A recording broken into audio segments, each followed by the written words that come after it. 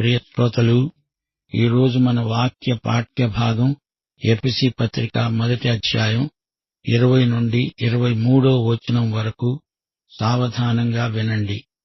ఆయన ఆ బలాతిశయము చేత క్రీస్తును మృతులలో నుండి లేపి సమస్తమైన ఆధిపత్యము కంటే, అధికారము కంటే, శక్తి కంటే, ప్రభుత్వము కంటే, ఈ యుగమునందు మాత్రమే కాక రాబోయే యుగమందు పేరు పొందిన ప్రతి నామము కంటే ఎంతో హెచ్చుగా పరలోకమందు ఆయనను తన కుడిపార్శ్వమున కూర్చుండబెట్టుకొని ఉన్నాడు. సమస్తమును ఆయన పాదముల క్రింద ఉంచి సమస్తము పైన ఆయనను సంఘమునకు శిరస్సుగా నియమించాడు. ఆ సంఘము ఆయన శరీరము, సమస్తమును పూర్తిగా నింపుతున్న వాని సంపూర్ణత అయి ఉన్నది. అనగా దేవుని బల ప్రభావం చేత క్రీస్తు మృతులలో నుండి సజీవంగా లేచాడు.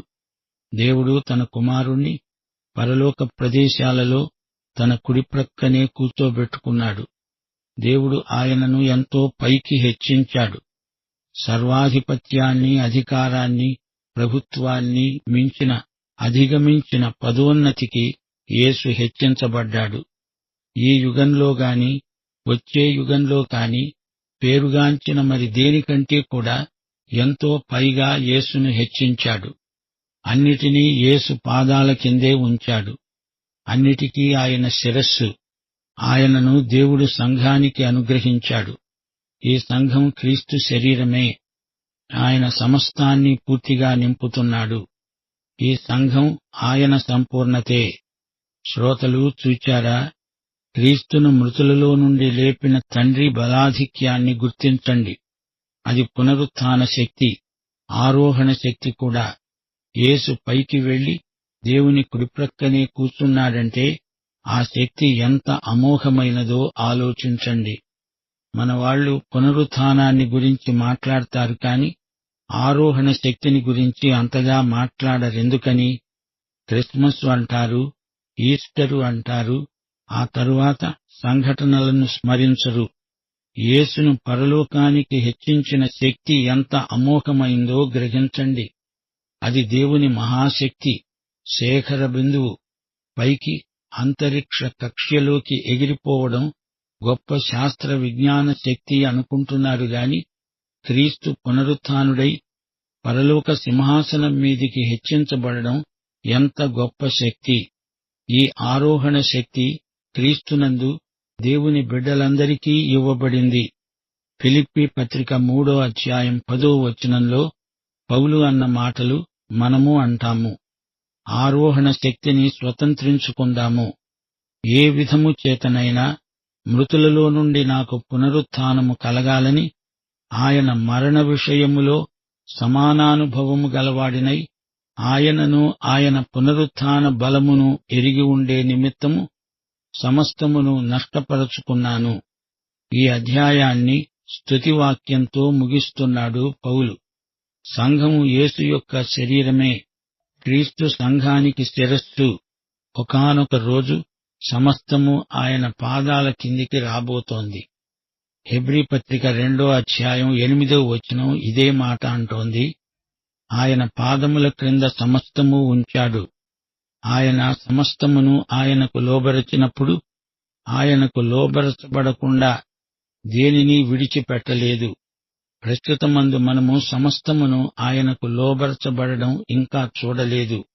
ఇప్పుడైతే ఆయనకు పూర్తిగా లోబడింది సంఘమే, అనగా అసలైన సంఘం, యథార్థవర్తనులైన విశ్వాసులు. కొన్ని గుంపులున్నాయి, మేమే సంఘం అంటారు గాని వారు యేసు మాట విననొల్లని గడుగ్గాయలు. పక్షపాతంతో పక్షవాతం వచ్చిన గుంపులివి. క్రీస్తు నుండి వేరైపోయిన వీరు ద్రాక్షవల్లి నుండి వేరై ఎండిపోయిన కొమ్మలు. శిరస్సు నుండి వేరైపోయిన మొండెం ఏమి చెయ్యగలదు? యోహాను సువార్త 14వ అధ్యాయం 15వ వచనం ప్రభు అన్నాడు, మీరు నన్ను ప్రేమించిన ఎడల నా ఆజ్ఞలను గైకొంటారు. ప్రభువు చేయమన్నది ప్రేమతో చేస్తాము. 1 కొరింథీ 12వ అధ్యాయం 12-13 వచనాలలో పౌలన్నాడు, ఏలాగు శరీరము ఏకమై ఉన్నా అనేకమైన అవయవాలు కలిగి ఉన్నదో ఏలాగు శరీరము యొక్క అవయవములన్నీ అనేకములై ఉన్నా ఒక్క శరీరమై ఉన్నదో అలాగే క్రీస్తు ఉన్నాడు. ఏలాగనగా యూదులమైన, గ్రీసు దేశస్థులమైన, దాసులమైన, స్వతంత్రులమైన మనమందరము ఒక్క శరీరములోనికి ఒక్క ఆత్మయందే బాప్తిస్మము పొందాము. మనమందరము ఒకే ఆత్మను పానము చేసిన వారమయ్యాము. శ్రోతలు, శరీరానికి శిరస్సు ఒక్కటే. మనం ఆయన శరీరం. మనం ఈ శరీరానికి సంబంధపడి ఉన్న అవయవములము. మనము ఒకరికి ఒకరము అవయవములమై ఉన్నాము.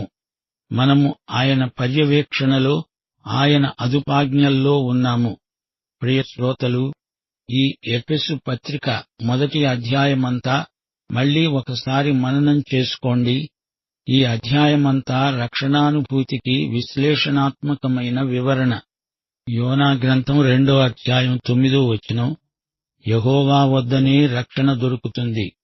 తండ్రి, కుమార, పరిశుద్ధాత్మల ద్వారా ఆధ్యాత్మిక ఆశీర్వాదాలు మనకు సమృద్ధిగా ప్రాప్తించాయి. 1 నుండి 6వ వచనం వరకు తండ్రి ఆశీర్వాదములు. మనలను కుమారులనుగా స్వీకరించాడు. ప్రేమచేత క్రీస్తులో మనల్ని ఏర్పరచుకున్నాడు. 7 నుండి 12వ వచనం వరకు కుమారుడిచ్చిన ఆశీర్వాదాలు. ఆయన రక్తం వలన విమోచన, అపరాధములకు క్షమాపణ. క్రీస్తునందు సమస్తము ఏకముగా సమకూర్చబడింది. క్రీస్తునందు మనలను ఒక స్వాస్థ్యముగా చేశాడు. 13, 14 వచనాలు పరిశుద్ధాత్మ వల్ల కలిగిన ఆశీర్వాదాలు. ఆత్మముద్ర. ఆత్మ మన స్వాస్థ్యానికి సంచకరువు. మన రక్షణ దేవుని మహిమార్థమైనది. మన రక్షణ ద్వారా దేవునికి మహిమ. ఆయన కృపామహిమకు కీర్తి. మనం రక్షణ పొందామంటే అది ఆయన మహిమకు కీర్తి కలిగిస్తుంది. రక్షించబడిన నీ ద్వారా, నా ద్వారా దేవుని మహిమకు కీర్తి. మనము అడిగే వాటికంటే, ఊహించే వాటికంటే అత్యధికంగా చేయడానికి శక్తిగల దేవునికి క్రీస్తు మూలముగా సంఘములో తరతరములు సదాకాలము మహిమ కలుగునుగాక. నిత్యత్వంలో కూడా సంఘము ప్రభువును మహిమపరుస్తూనే ఉంటుంది. మన రక్షణ దేవుని గొప్పతనాన్ని చాటుతుంది. 15 నుండి 23వ వచనం వరకు నీ ఆధ్యాత్మిక నేత్రాలను తెరువుమని దేవుణ్ణి అడుగు. ఆత్మనేత్రాలతో చూస్తే ఆయన బలాధిక్యమెంతో కనబడుతుంది. యేసు సజీవుడు. ఇప్పుడు ఆయన మన సమకాలీనుడు. శత్రువులు ఆయనకు పాదాక్రాంతులవుతారు. ఆయన అపార శక్తిని తీసుకొని వాడుకో. జీవితంలోని సర్వకాల సర్వావస్థల్లో ఆయనను మహిమపరచు. ఆయన మహాశక్తి మనకు ఎల్లప్పుడూ అందుబాటులో ఉంది. లోకమును జయించే విజయమే మన విశ్వాసం. శ్రోతలు, ఎఫెసీ పత్రికలో పౌలు 2 ప్రార్థనలు చేశాడు. 1వ అధ్యాయం 15 నుండి 23వ వచనం వరకు మొదటి ప్రార్థన, 3వ అధ్యాయం 14 నుండి 21వ వచనం వరకు రెండో ప్రార్థన. క్రీస్తునందు దేవుడు నీకేమి చేశాడో విశ్వాసివైన నీవు తెలుసుకొని ఉండాలి. అదే ఈ ప్రార్థనాంశం. రెండో ప్రార్థనలో దేవుని ఆశీర్వాదాలను అనుభవించగలిగేటందుకు ప్రార్థన. మొదటి ప్రార్థన జ్ఞానం కోసం, రెండో ప్రార్థన శక్తి కోసం. ఈ 2 ప్రార్థనలు ఒకదానికొకటి సంపూరకాలు. ఫిలిప్పీ, కొలసీ పత్రికల్లో కూడా పౌలు చేసిన ప్రార్థనలున్నాయి. ఈ ప్రార్థనాంశాలను మనం వాడుకోవాలి. దేవుని చిత్తమందు జరిగే ప్రార్థనలివి. మొదటి అధ్యాయంలో శ్రోతలు మననం చేసుకోవలసిన వచనాలున్నాయి. అవి మనకు ఆశీర్వచనాలు. ఎఫెసీ పత్రిక 1వ అధ్యాయం 3వ వచనం, దేవుడు క్రీస్తునందు పరలోక విషయములలో ఆత్మ సంబంధమైన ప్రతి ఆశీర్వాదమును మనకనుగ్రహించాడు. 7వ వచనం, దేవుని కృపా మహదైశ్వర్యమును బట్టి ఆ ప్రియునియందు ఆయన రక్తం వలన మనకు విమోచనము, అనగా మన అపరాధములకు క్షమాపణ మనకు కలిగింది. దేవుడు ఈ రోజున తన ప్రియ సంఘము ద్వారా పనిచేస్తున్నాడు. అన్నిటినీ క్రీస్తునందు ఏకముగా సమకూరుస్తున్నాడు. 1వ అధ్యాయంలో విమోచన, 2వ అధ్యాయంలో పునరుత్థానం, 3వ అధ్యాయంలో సమాధానం, 4, 5, 6 అధ్యాయాలలో విశ్వాసుల బాధ్యతాయుతమైన ప్రవర్తనను ప్రస్తావించాడు పౌలు. దేవుని సంకల్పము వెలుగులో మన నడక, ప్రవర్తన ఎలా ఉండాలో పౌలు కూలంకషంగా చర్చించాడు. ఎఫెసు పట్టణం విగ్రహారాధికులతో నిండి ఉంది. అపవాదితో ఆధ్యాత్మిక యుద్ధం చేయాలి మనం. 6వ అధ్యాయం 10వ వచనం, ప్రభువు యొక్క మహాశక్తిని బట్టి ఆయన యందు బలవంతులై ఉండండి అంటూ ఈ యుద్ధానికి సైనికులను పౌలు సిద్ధపరుస్తున్నాడు. సిద్ధాంతం, ఆచరణ ఈ రెండూ విశ్వాసి జీవితంలో సమతౌల్యం పాటించాలి. అధికారం దేవునిది, బాధ్యత విశ్వాసులది. ఆయన కృపకు ప్రతిస్పందన మన విధేయత. శ్రోతలు, ఈ రోజు పాఠంలో మనం జ్ఞాపకముంచుకోవాల్సిన వాక్య సత్యాలు కొన్ని ఉన్నాయి. ఇవి సార్వత్రికమైనవి. క్రీస్తు చనిపోయి తిరిగి సజీవుడై లేచాడు. మహిమ శరీరంతో పరలోకానికి ఎక్కి వెళ్ళాడు. ఈ అద్భుత సంఘటనలు మానవ జాతి అంతటిలోకి గొప్ప ఆధ్యాత్మిక విప్లవాన్ని తెచ్చాయి. దేవుని బల ప్రభావాలు అమోఘంగా వెల్లడి అయ్యాయి. దేవుడు సృజించిన విశ్వమంతటి కంటే, అందలి శక్తుల కంటే, ప్రభుత్వాలన్నిటికంటే అత్యున్నతంగా యేసు హెచ్చించబడ్డాడు. ఆయన తన తండ్రి సింహాసనం మీద కూర్చున్నాడు. ఈ విషయంలో ఎవ్వరూ యేసుకు సాటిరారు. ఏ మనిషిగాని, దేవదూతగాని ఆయనతో సాటి నభూతో నభవిష్యతి. అధికారంలో, బలప్రభావాలలో, మహిమలో, ఘనతలో యేసుకు యేసే సాటి. యేసు పునరుత్థాన శక్తి పరిశుద్ధాత్మ శక్తే. అదే శక్తి ఈ రోజున విశ్వాసులలో పనిచేస్తున్నది. ఈ విధంగా మనము అత్యధిక విజయం పొందగలుగుతున్నాము. ఈ శత్రులోకంలో మనలో ఉండి మన చేత పనిచేయిస్తున్నది ఇదే శక్తి. లోకాన్ని, శరీరాన్ని, సైతానును ఓడించగలం. అత్యధిక విజయం క్రీస్తు ద్వారా, ఆయన ఆత్మ వలన మనకు సంక్రమించింది. అందుబాటులో ఉన్న వనరులను మనం వినియోగించుకోకపోతే మనమే ఎంతో నష్టపోతాము. సంఘ శిరస్సు యేసే. ఆయన పాదాల కిందికే సమస్తమూ వస్తుంది. ప్రియ శ్రోతలు, ఎఫెసీ పత్రిక నిండా విశ్వాసులకు అనుగ్రహించబడిన ఆశీర్వాదాలు ఎన్నో పేర్కొనబడ్డాయి. ఇవన్నీ కృపాశీస్సులే. క్రీస్తునందు అంగీకరించబడినందున వాగ్దానము చేయబడిన ఆధ్యాత్మిక ఆశీర్వాదాలన్నీ మనకు ధారాదత్తం చేయబడినాయి. చెడుగును, పాపాన్ని జయించడానికి ఆధ్యాత్మిక శక్తి, అధికారము మనకు ప్రాప్తించాయి. మనలో పనిచేసే దేవుని అపరిమిత శక్తి ఇది. మనలో కార్యసాధకమైన ఆయన శక్తి వల్ల మనకు ఊహాతీతమైన ఫలితాలు వస్తాయి. విశ్వాసుల సమైక్యతకు కర్త పరిశుద్ధాత్మే. సమాధానమనే బంధము చేత ఆత్మ కలిగించే ఐక్యతను మనం కాపాడుకోవాలి. సమైక్యతకు ఎంతో క్రమశిక్షణ అవసరం. పరిశుద్ధత, క్షమాపణ మొదలైన ఆధ్యాత్మిక లక్షణాలను కలిగి ఆత్మపూర్ణులమై జీవిస్తాము. ఇదే ఎఫెసీ పత్రిక సారాంశం. సంబంధాలలో, వ్యక్తిగత ప్రవర్తనలో ఆధ్యాత్మిక శక్తి మన వినియోగానికి లభ్యమవుతుంది. ఎఫెసీ పత్రికలోని ప్రయోగాత్మక సందేశం ఈ రోజున మనకెంతైనా ఆచరణీయం. క్రీస్తునందు పరలోక ప్రదేశాలలో మనము విహరిస్తున్న అనుభూతి మనకు ఎఫెసీ పత్రికలో కలుగుతుంది. పౌలు 3 సంవత్సరాలు ఎఫెసులో ఉన్నవాడు గనుక ఆయనకు అక్కడి వాతావరణమంతా బాగా తెలుసు.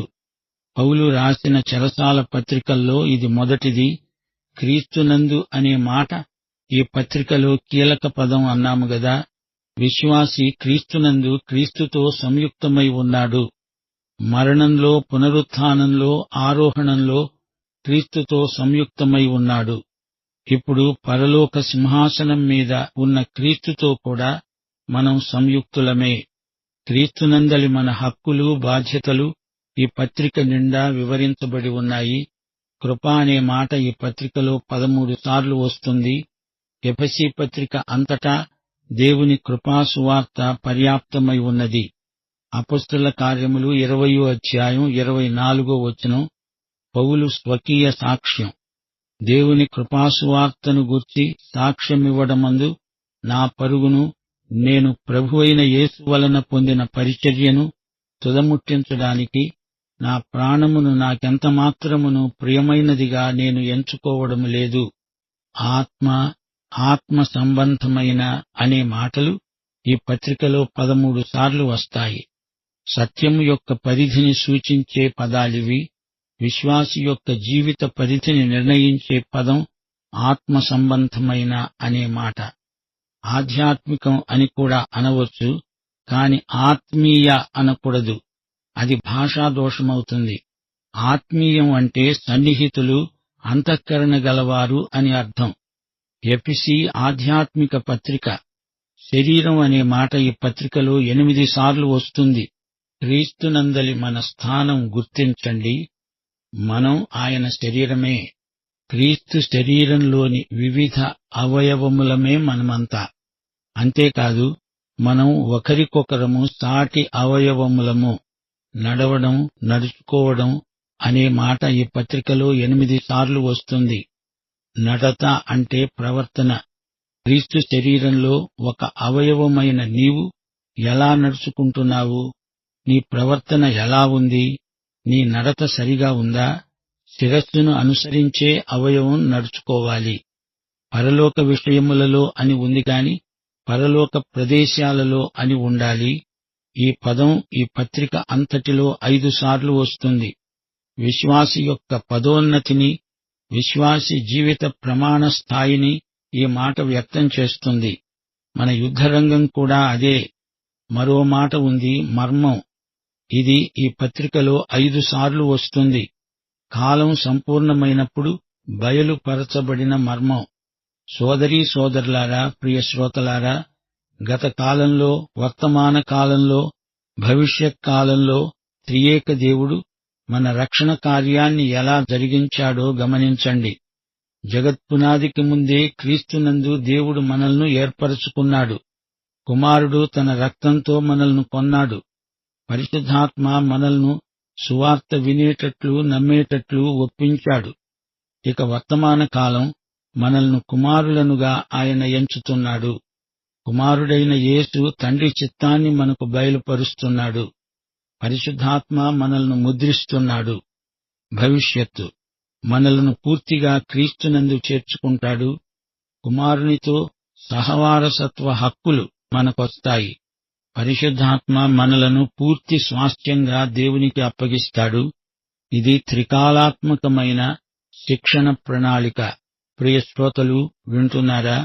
దేవుని ప్రజల విశ్వాసము, వారి ప్రేమ చూచి పౌలు వారి కోసం ప్రార్థన చేశాడు. అపొస్తలుడి ప్రార్థనతో ఈ అధ్యాయం ముగిసింది. ఈ ప్రార్థనలోని ముఖ్యాంశాలు మరోసారి మననం చేసుకోండి. దేవుని ప్రజలకు క్రీస్తును గురించి, క్రీస్తునందలి మన స్వాస్థ్యమును గురించి సరైన అవగాహన ఉండాలి. విశ్వాసము ద్వారా విశ్వాసులు ఆత్మశక్తిని పుంజుకోవాలి. యేసు పునరుత్థాన ఆరోహణ మహిమలను బట్టి విశ్వాసులకు బలాధిక్యం కలగాలి. క్రీస్తు నాయకత్వం అంతటా వర్ధిల్లాలి. సమస్తము ఆయనకు దాసోహం అనాలి. క్రీస్తు శరీరంలోకి విశ్వాసులందరూ బాప్తిస్మం పొంది ఉన్నారు. యేసే మనందరి శిరస్సు. రోమాపత్రిక 6వ అధ్యాయం 3-4 వచనాలు. క్రీస్తు మృతులలో నుండి తండ్రి మహిమ వలన ఎలాగు లేపబడ్డాడో అలాగే మనము నూతన జీవము పొందిన వారమై నడుచుకొనున్నట్లు ఆయన పునరుత్థానము మనకివ్వబడింది. ప్రియ సోదరుడా, సోదరి, నీవి క్రీస్తును వ్యక్తిగత రక్షకునిగా ఎరుగుదువా? అయితే ఈ పాఠం నీకోసమే. పాఠం ఇంతటితో సమాప్తం. ప్రభువైన యేసుక్రీస్తు వారి కృప, తండ్రి అయిన దేవుని ప్రేమ, పరిశుద్ధాత్మ యొక్క అన్యోన్య సహవాసము మనకందరికీ నిత్యత్వము పర్యంతము తోడై ఉండునుగాక. ఆమేన్.